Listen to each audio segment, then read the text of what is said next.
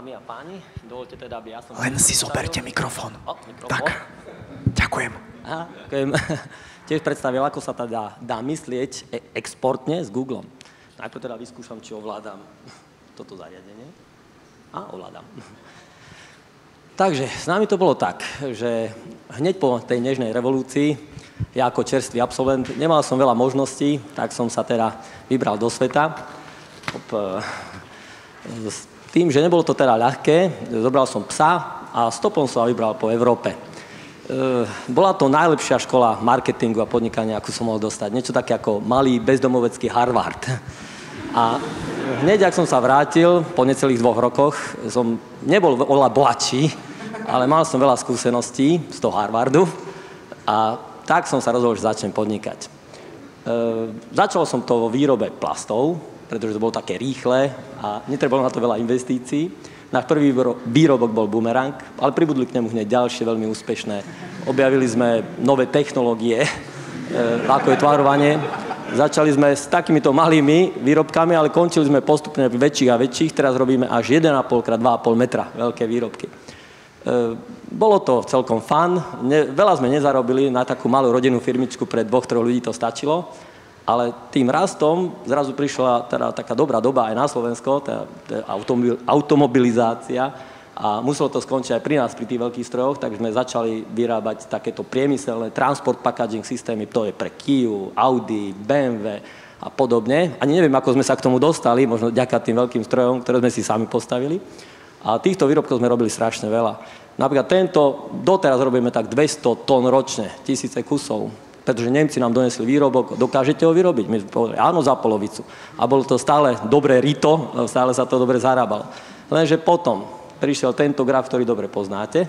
A v septembri 2008 my sme boli prví, ktorí sme zistili, že je kríza. Objednávky nám padli o 90%. A no, bol to problém. Väčšina našich odberateľov, ktorí boli zase subdodavatelia, buď skrachovali, alebo nám dokonca dostali dlžní a banky prišli s tým, že no tak okamžite rýchlo vrátiť úvery, lebo už nemáte čím ručiť, vaši odberatelia skrachovali. Ale my sme ich presvedčili tým, že sme zobrali hypotéky na domy, na kone, na susedov dom a povedali sme, dajte nám šancu, uvidíte, že vás presvedčíme. A presvedčili sme ich tým, že sme si spomenuli na tie naše hračky, ktoré boli pre nás dovtedy len hračkami a rozhodli sme sa, že to teraz skúsime. Vsadili sme teda všetko na strešný box, na auta. Táto primitívna stránka vznikla behom nejakých 3-4 dní. Bol november, lebo v septembri sme vedeli, že je kríza, v októbri nám povedali, že končíte. A v novembri sme vytvorili túto stránku.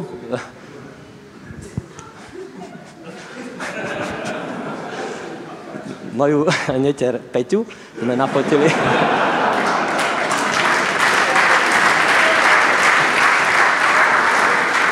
No, uprostred novembra sme na veľké šatičky, trošku snežilo, nafotili sme ju, rýchlo sme dofotili boxy a dali sme to na internet, no ale ako teda predať, lebo nejak možnosti neboli. Spomenuli sme si teda, že existuje niečo ako Google, ako prvýkrát a rozhodli sme sa investovať tak 1000 korún na prvý mesiac, že uvidíme, čo to je. Hneď prvý večer sme mali prvé objednávky a do mesiaca firma bola zachránená, lebo sme mali asi 300% viac objednávok ako dovtedy za 3 roky. No, v súčasnosti máme tak 1000-krát väčší rozpočet na ten Google. No, ale neskončili sme pri tejto stránke a samozrejme ani nie pri Slovensku, pretože to by nás tak neužívalo až.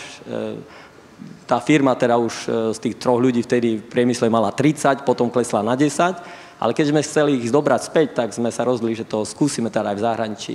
Prvé bolo Česko, tá stránka už teda vyzerala potom trošku lepšie, áno.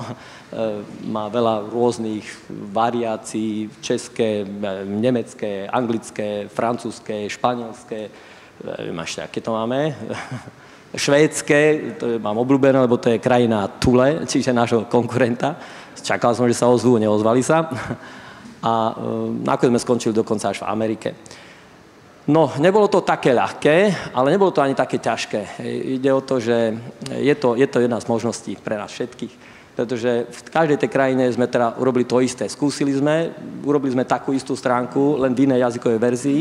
Bolo veľmi dôležité, aby tí ľudia v Nemecku a ľudia v Anglicku videli, že to je stránka anglická, stránka nemecká. Sú tam, neviem, kde to bolo, kontakty nemecké, áno, sú tam švédske telefóny, švédske maily, švédská stránka. Tí Nemci napríklad vôbec netušia doteraz, že nakupujú na Slovensku. Hej. A aj keď sme hrdí Slováci, tak bohužiaľ je to tak, keď to chceme predať, nie je im to správne povedať, že pošlite tam tie peniaze tam blízko k Ukrajine, my vám to išlo pošleme. To by sme asi neúspeli. No, ale neviem teda, či mám ešte dosť času, tak ešte trošku, hej. Chcel by som vám to teda ešte raz ukázať, že tá Amerika je takým skutočne takým prelomom u nás, nielen z hľadiska toho biznisu, lebo zatiaľ to biznis nie, my sme to spustili pred mesiacom, ale z hľadiska toho, čo sa dá naučiť, ako sa to dá urobiť, lebo nemusí sa to robiť tak, ako my. My sme to robili tak, ako keby Ľudo Ondrejov žil, tak podľa nás napíše určite ďalší príbeh Smelý Zajko v Amerike. A trošku to je paralela s pánom Zajacom v ISET, ale je to niečo podobné. My sme totiž skutočne, keby som od pána Zajaca tie informácie mal predtým, hej, že oni teraz majú úžasné informácie, ako podnikať v Amerike, majú tam startupy, majú tam inkubátor, vedia, ako dostať IRS a podobne, čo vy neviete, čo je. Tak ja som proste naložil kontajner boxov, poslal ich do Ameriky a cestou zakladal firmu. Hej. Potom som zistil, že ten kontajner 3 mesiace stojí na lodi, lebo to nie je tak ľahké, ako to vyzeralo, ale nakoniec sa to podarilo. Mohol som ušetriť strašne veľa peňazí, strašne veľa času, keby som sa poradil predtým a to môžete robiť vy. Ale jednu vec som sa od desetu dneska naučil a to nedáte zastresovať nulami. Takže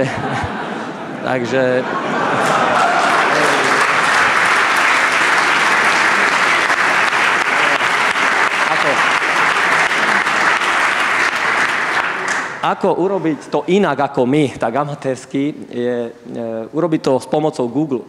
Google má strašne veľa dobrých nástrojov, úplne bezplatných. Ja som jediný, ktorý Google platí za to, že im radí. A napríklad toto je príklad, ako Google Trendy vám ukážu predtým, ako idete na trhy, v akomkoľvek odbore, v akomkoľvek výrobku, v akomkoľvek krajine. Napríklad toto sú strešné boxy v Nemecku, v Anglicku a Francúzsku, ako sa predávajú v priebehu roka, a ktorej krajine koľko, aké, je tam milión iných informácií podľa mužov, žien, podľa čohokoľvek. A keď sme to spustili, tak potom ten náš graf vyzeral takto. Čiže skutočne tomu zodpovedal. Akurát u nás v tých alpských krajinách ešte aj v zime je to celkom dobré. Existuje potom strašné množstvo iných dobrých nástrojov, ako je napríklad Consumer Barometer, ktorý oni veľmi dobre poznajú, kde si môžete pozrieť dopredu, v ktorejkoľvek krajine, v ktorejkoľvek oblasti, v ktorejkoľvek produkt, ako sa predáva napríklad. Naše strešné boxy sa online predávajú toľko a offline v predajniach toľko. Toto sú muži, toto ženy. Tu je koľko, ako si to preskúmávajú cez mobily, cez tablety, koľko predtým, ako kúpi offline, študujú online a akékoľvek informácie. Sú tam stovky informácií, ale ako sa to mení, je pozitívne to, že áno, strešné boxy máme len 20% alebo 24% predávame my, máme tam podiel na trhu, ale on stále rastie. Ukážka je práve napríklad, toto je, myslím, predaj leteniek a predaj hotelov, kde už teraz 80% žien a len 70% mužov nakupuje hotely a letenky online. Ale až 90% ich predtým ešte skúma online, aj keby ich kupovali offline a čokoľvek iné. Potom tam... Tak, no. No a teda, ako sa to mení skutočne všetko rýchlo, by som vám rád ukázal na Slovensku, na konkrétnom prípade napríklad mobilov. 3-4 roky dozadu sme sa s Googlom rozprávali o tom, že aké sú dôležité mobily. Bolo to v čase, keď, bolo to tak slabo vidno, 1 promile našich návštev na našej stránke bolo na tabletoch a z 500 objednávok bolo 0 na tabletoch a 0 na mobiloch. O rok na to už boli 2%, to už je hodne veľký nárast a zo 50 už sme predali 5, čiže 1%. A o rok na to už bolo 30%. Z 0,01 na 30%. To a neviem, či je 3 000 alebo 30 000 násobok, to niekto zráta. No a tak ďalej. Takže, prečo mi teda... No, ešte jedna vec je zaujímavá, že že aj keď my to Google platíme, tak môžeme byť celkom dobrý študijný materiál pre nich, pretože vo všetkých krajinách, do ktorých sme sa doteraz prenikli, je ich asi 12, používame iba jeden jediný nástroj, Google AdWords. My keby sme zapli aj Yahoo, aj čo iné, aj billboardy a neviem čo všetko, by určite sme mali ešte lepšie výsledky, ale stalo by nás to strašne veľa, bolo by to neprehľadné a ja som na to dosť lenivý. Doteraz sme sama malá firma, súkromná, rodinná, nemáme žiadnych investorov a nemám na to dosť času a investícií, aby som dával niekde inde. A vďaka tomu nás Google môže dobre študovať, lebo nič iné sa im tam nepletie, okrem Google. Keď sme začínali, ten rozpočet bol 1000 korún na mesiac. Dnes sme ho upravili a druhý rok pribudlo Česko, tretí Nemecko, Francúzsko a tak ďalej. A až sme dopali teraz, preto sme mali, čo viem, asi fakt 100 návštev, teraz je úplne bežné, za jeden mesiac 400 000 návštev. Za našu históriu sme mali teraz nedávno zaujímavé výročia, 607 miliónov zobrazení reklamy, urobilo skoro 2,8 miliónov návštev. Predali sme z toho viac ako 30 000 boxov. No a ešte jedna zaujímavosť, a to je fakt náhoda, za 607 miliónov zobrazení sme zaplatili 607 000 eur. Aj keď sa neplatí za zobrazenie, ale za kliky. Ale tom je to úžasné, že ja viem skôr ako naši ekonómovia, koľko sme zarobili. Pozriem sa, koľko som ten mesiac zaplatil Google a mám niekoľko násobok zarobené, určite viac. A oni mi to potom len potvrdia o pár dní. No čo ešte tam máme? Takže nie, že by som vás podceňoval, ale ide o to, že zapnúť a vypnúť svetlo sa dá všade veľmi jednoducho, aj v Anglicku, ale aj v Google. To je jedna obrovská výhoda, prečo teda exportovať s Googlom, je, že toto bol príklad Anglicka. Spustili sme v máji kampaň, toto je Google kampaň a to sú skutočné návštevy a objednávky. Spustili sme Google kampaň, behom 2-3 týždňov sme povedali, dobre, máme data, nastavíme, mali sme jednu objednávku, takže zastavíme to, analyzujeme, zistíme, čo sa stalo. Zistili sme, že na našom e-shope sa nedá objednávať, lebo Angličania nepoužívajú zip kódy, ale nejaké čísla a jednoducho ich to nepustilo ďalej. Takže to trochu trvalo, ale sme aj zistili mnoho iných vecí. Každá taká kríza nás strašne posunula dopredu. A keď sme teda o mesiac na sezónu zapli kampaň, tak v ten deň, dovtedy bez zapnutej kampane sme mali zo 2, 3, 4 návštevy denne a dokonca aj nejaké skúšobné objednávky, ktoré boli od nás. Ale ako sme zapli kampaň, na druhý deň sme mali 800 návštev, po týždni 1000 návštev a z toho aj ekvivalentný počet objednávok. Keď prišla napríklad celozávodná dovolenka dopravcu, tak sme to znova vypli a automaticky sa všetko vyplo. Ako keby ste zhasli svetlo, nemusíte proste platiť alebo neuspokojovať zákazníkov, lebo neuspokojený zákazník je nespokojný zákazník, to platí pre ženy aj mužov rovnako. Ďalej sa dá analyzovať, keď už máte teda tie dáta, že už teda predávate, klikáte, môžete veľmi neuveriteľné veci robiť v Google, to sa nedá ani tu všetko spomenúť. Napríklad je to možnosť analyzovať v Nemecku, skáďal sú naši zákazníci, akí sú efektívni, koľko klikajú, muži, ženy, mobily, čokoľvek, akúkoľvek kombináciu. A nielen po oblastiach, ale po mestách. Zistíte, že áno, v Mníchove toho najviac. Tak my sme virtuálnu kanceláriu dali do Mníchova. Nikdy som tam nebol. Ja som aj nemecký e-shop spustil tak, že sme spustili e-shop, potom sme museli byť plácať DPH v Nemecku, čo teda nepochopili ani slovenská, ani nemecká strana. Potom sme tam museli otvoriť účet a milión vecí a ja som tam ani raz nebol. To je všetko možné vďaka internetu. No ale, takže takto to môžete sledovať po mestách a efektívnosť. No a tu je taká zaujímavá Slovenská, lebo na Slovensku to platí asi takto, to je nevidno dobre, ale to Slovensko, to je Prešov, Košice, neviem čo, a tu je Bratislava. V Bratislave žije 10% obyvateľov a je tam 50% klikov, aj 50% návštev, aj 50% objednávok.